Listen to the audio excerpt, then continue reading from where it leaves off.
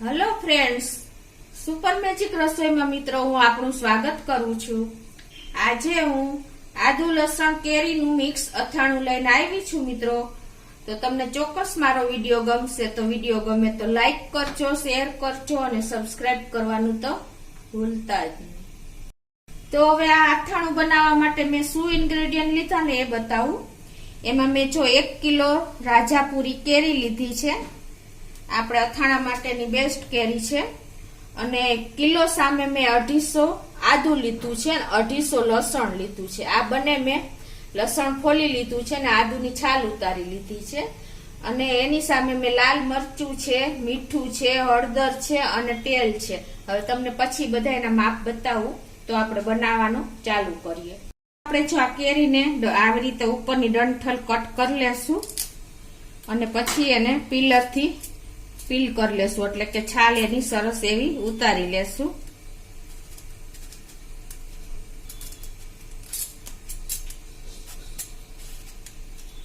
આ રીતે હું બંને કેરીની છાલ ઉતારી લઉં છું।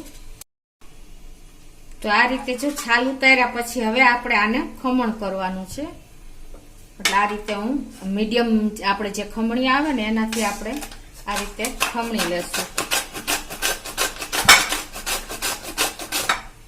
તમે જોઈ શકો છો આવું એકદમ સરસ પતલું એવું ખમણ થાય છે। તો આ બંને કેરી હું ખમણી લઉં છું। તો જો આપણે આ કેરી ખમણી લીધી છે, હવે એમાં આપણે 2 ટેબલ સ્પૂન જેવું આપણે મીઠું નાખી દેશું અને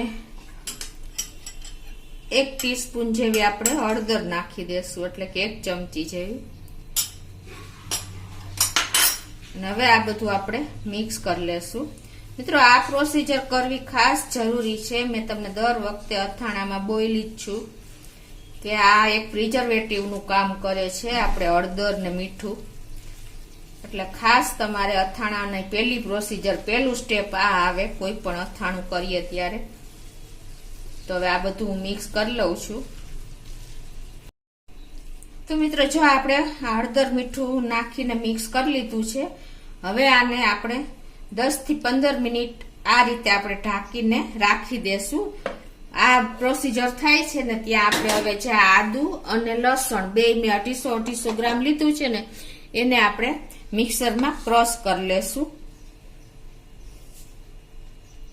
તો જો આપણે લસણ 250 ગ્રામ હતું એ ક્રશ અધકચરા જેવું કરી લીધું છે। આ રીતે આપણે નહીં પેસ્ટ કે નહીં અધકચરા જેવું થયું છે।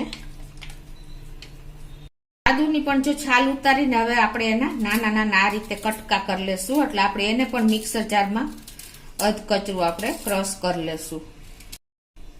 તો આપણે જો આદુ પણ ક્રશ કરી લીધું છે, હવે એને આપણે પણ એક બોલમાં કાઢી લેશું। તો હવે આને પણ આપણે 10 થી 15 મિનિટ થઈ ગઈ છે। હવે આપણે આનું બધું પાણી નિતારી લઈએ આ રીતે।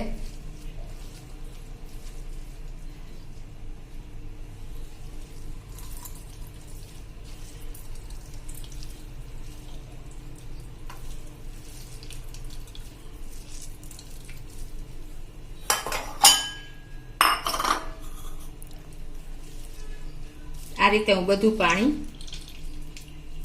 નિતારી લઉં છું।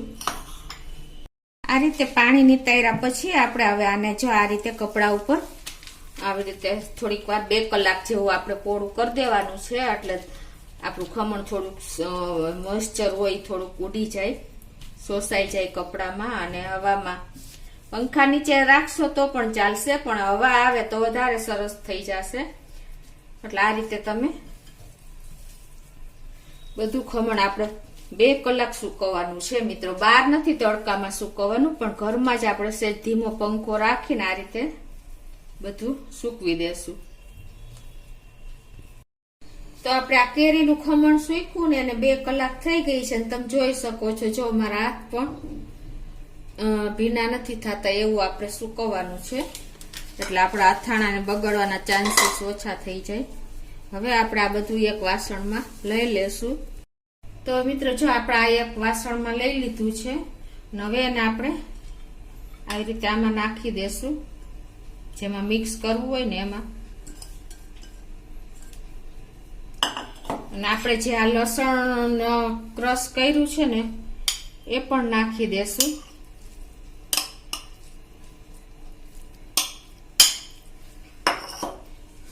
અને આપણે જે આદુ પણ ક્રશ કર્યું છે, 250 ગ્રામ બને છે. 1 કિલો કેરીનું ખમણ છે, સામે 250 આ બને આદુ અને લસણ ક્રશ કરેલું છે. આ બધું મિક્સ કર્યા પછી મિત્રો એમાં આપણે 1 ચમચી જેવી આપણે હિંગ નાખશું. અને એની ઉપર જ આપણે આ તેલ જો મેં ગરમ કરીને ઠંડુ કરી લીધું છે એ નાખી દેશું. આ 1 કપ જેટલું તેલ છે, વધારે જોશે તો પછી આપણે એડ કરશું.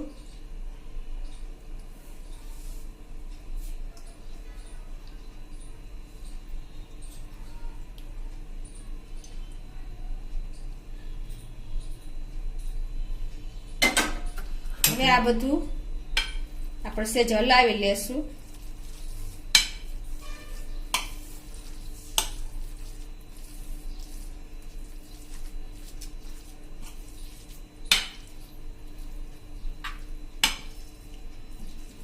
અને હવે એમાં આપણે 1/4 કપ જેટલું આપણે લાલ મરચું રેશમ પટ્ટો છે એ નાખશું.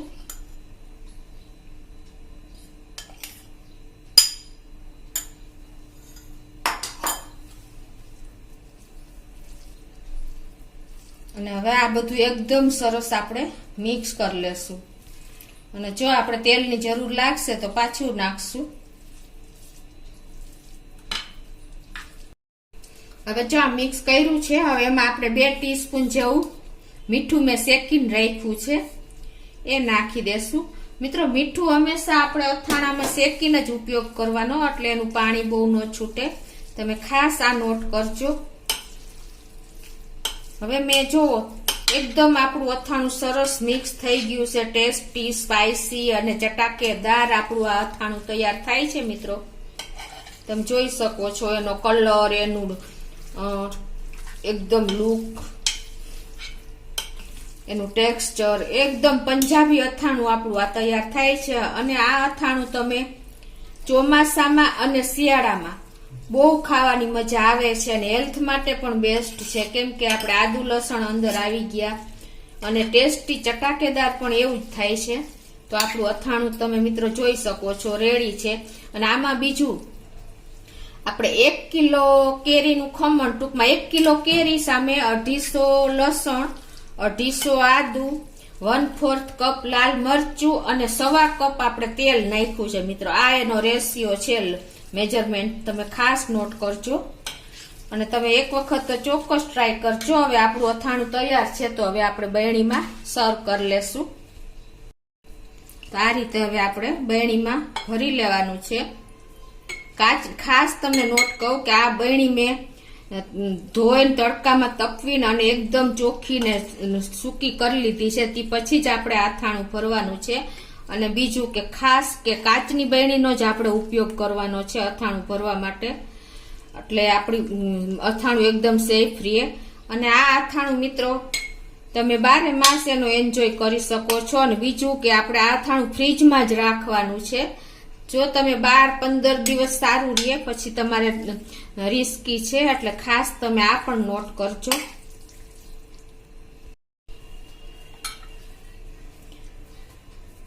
તો મિત્રો આપણું અથાણું લસણ આદુ કેરીનું મિક્સ અથાણું રેડી છે મિત્રો. તમે ચોક્કસ આ રીતે ટ્રાય કરજો. આ અથાણું આપણે આખું વર્ષ ફ્રીજમાં એવું ને એવું રહે છે.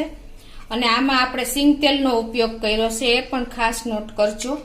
તો પરફેક્ટ મેજરમેન્ટ સાથે આપણું પંજાબી અથાણું તૈયાર છે. તો તમે ચોક્કસ એક વખત ટ્રાય કરજો. અને તમને મારો વિડીયો ગમે તો લાઈક કરજો, શેર કરજો અને સબસ્ક્રાઇબ કરવાનું તો ભૂલતા જ નહીં.